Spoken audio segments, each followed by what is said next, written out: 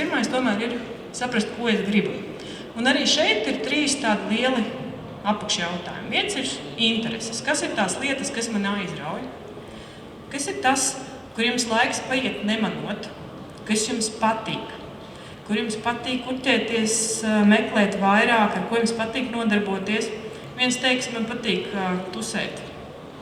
Varbūt tas varbūt pamats meklēt darbus, kur to var. Kā jūs to darat? Jūs varat izmantot arī šo pieeju, tātad skatīties, ka karjera ir izglītības, darba un privātās dzīves miedarbība. Tātad, kā jums arī stāstīja, būs jāiemācās savilkt gan personisko dzīvi kopā, gan to, ko jūs izvēlaties kā izglītību, profesiju, kā savu amatu, un arī to, kā jūs strādājat.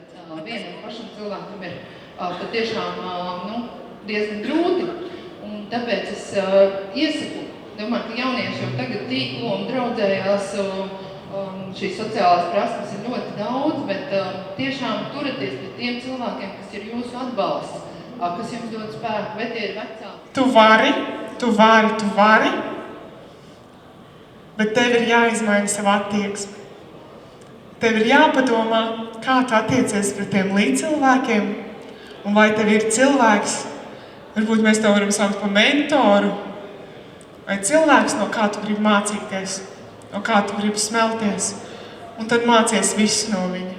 Mācies, cik tu vien vari.